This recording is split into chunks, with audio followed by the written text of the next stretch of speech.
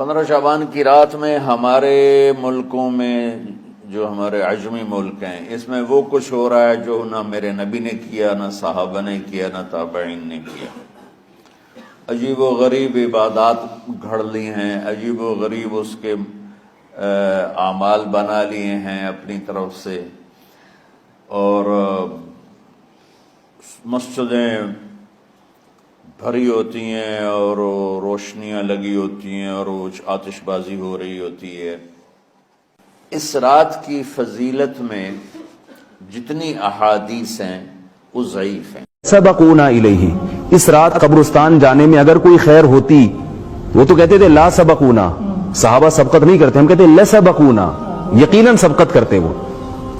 تو اس رات میں اگر قبرستان جانا سنت ہوتا تو حضرت ابو بکر تو جاتے، حضرت عمر جاتے، حضرت علی جاتے، حضرت عثمان جاتے، اور یہ صحابہ کرام کی ایک جماعت ہوتی جو جاتی، کوئی بھی نہیں گیا۔ یہ تو نہ کسی ضعیف ہے نہ کسی صحیح حدیث ہے۔ ایک اور اس میں یہ کہا جاتا ہے کہ تقدیر کے فیصلے کیے جاتے ہیں، تو یہ بھی قرآن نے بہت واضح اللہ نے بیان کر دیا، انا انزلناہ فی لیلۃ القدر، قدر کی رات، قدر کہتے ہیں اندازہ ٹھہرانے کو، تقدیر یہ قدر ہی سے تو نکلا ہے۔ اور تنزل الملائکۃ والروح فیہا باذن ربہم من کل امر، اللہ فرماتے ہیں اس میں فرشتے اللہ کی طرف سے ہر قسم کے فیصلے لے کے نازل ہوتے ہیں۔ سورۃ دخان میں بھی اللہ نے فرمایا فیہا یفرق کل امر حکیم، وہ رات جس میں قرآن نازل ہوا اس میں تمام حکمت والے فیصلے کر دیے جاتے ہیں۔ تو اللہ تعالیٰ نزول قرآن کی رات میں یہ سارے فیصلے کرتے ہیں تقدیر کے۔ اور نزول قرآن کی رات کون سی ہے؟ قرآن نے صاف بتا دیا وہ لیلۃ القدر ہے۔ تو معلوم یہ ہوا کہ وہ فیصلے بھی لیلۃ القدر میں ہوتے ہیں، اس کا بھی لیلۃ البراء سے کوئی تعلق نہیں ہے۔ اس بارے میں روایات اس پائے کی نہیں ہے کہ وہ قرآن کا مقابلہ کر سکیں، کمزور روایتیں اور موضوع من گھڑت روایتیں۔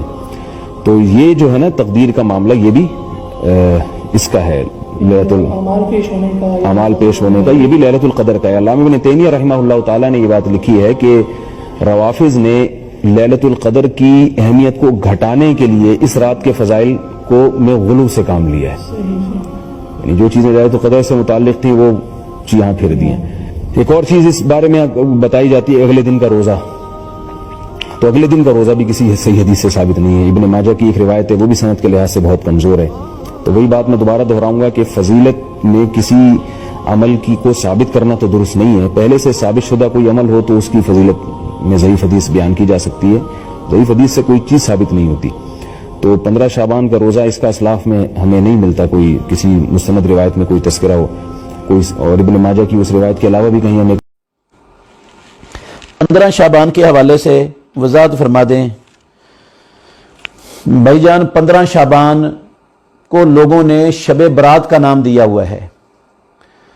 15 شعبان کو محمد الرسول اللہ صلی اللہ علیہ وسلم نے اپنی پوری نبوی زندگی ایک مرتبہ بھی 15 شعبان کی رات کو کوئی سپیشل عبادت نہیں کی ہے۔ پوری نبوی زندگی ایک مرتبہ بھی 15 شعبان کی رات کو آپ نے کوئی سپیشل عبادت جو اگلی پچھلی راتوں میں نہ کرتے ہوں اور اس رات میں آپ نے کوئی سپیشل عمل کیا ہو، ایسی کوئی روایت حدیث کے ذخیرے میں صحیح سند کے ساتھ دنیا میں موجود نہیں ہے۔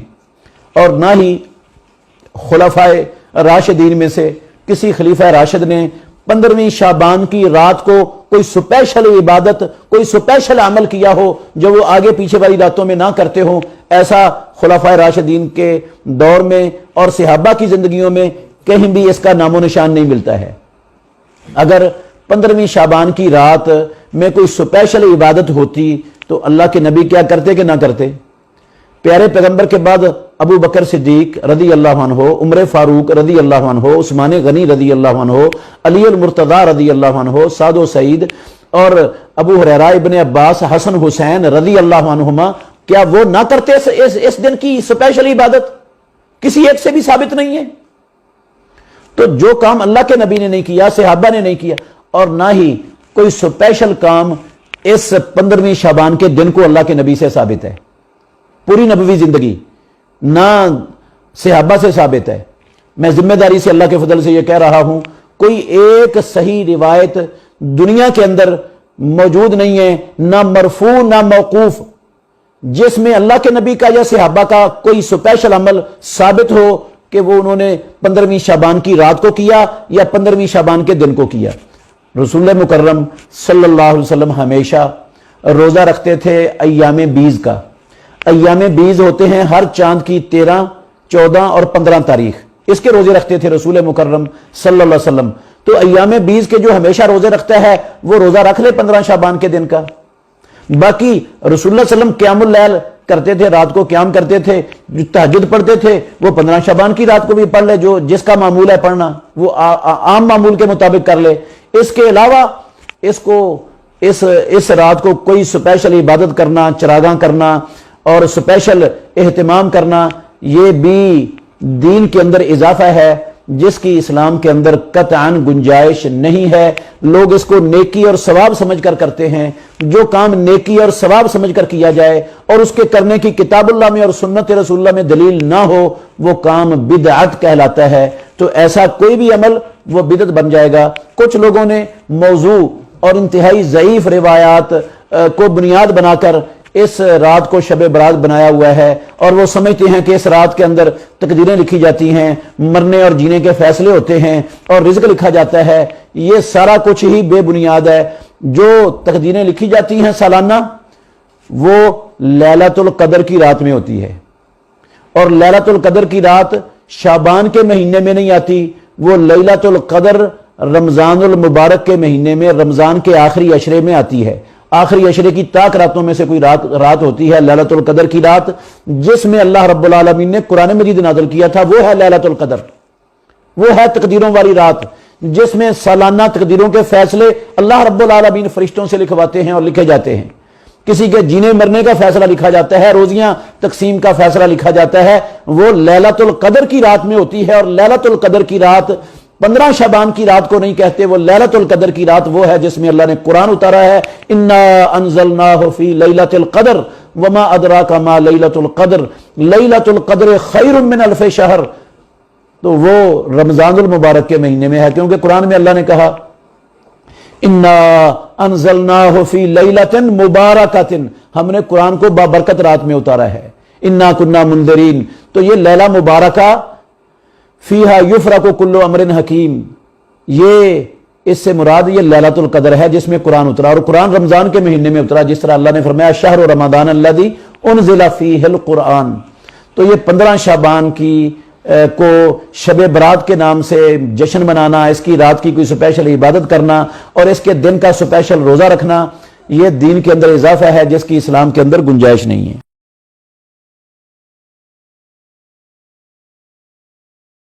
میرے بھائی، آخری 2 روایتیں جو من گڑت اور جن کا من گڑت ہونا بالکل واضح ہے شب برات کے تعلق سے. کہتے ہیں جی اللہ کے رسول نے کہا تھا جناب علی سے کہ علی جو شعبان کی 15ویں رات کو 100 رکعتیں پڑھے. کتنی رکعتیں؟ آپ میں سے کس نے پڑھی ہوئی ہیں 100 رکعتیں؟ شعبان کی 15ویں رات کو ہے کس نے پڑھی ہوں؟ کوئی بھی نہیں ہے.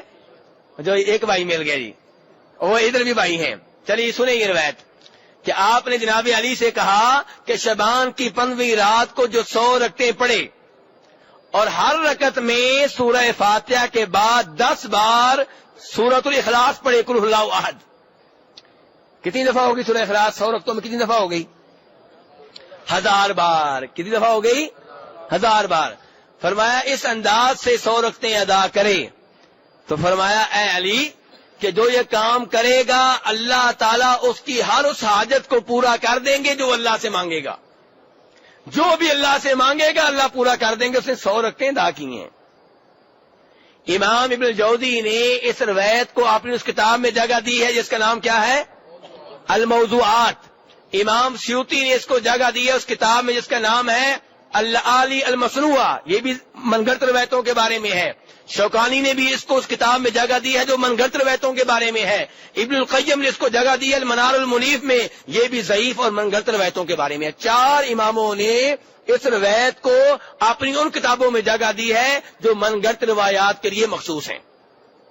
اور ابن الجوزی کہتے ہیں کہ ہمیں کوئی شک نہیں ہے اس روایت کے من گھڑت ہونے کے بارے میں. کیا کہتے ہیں؟ ہمیں کوئی شک نہیں ہے.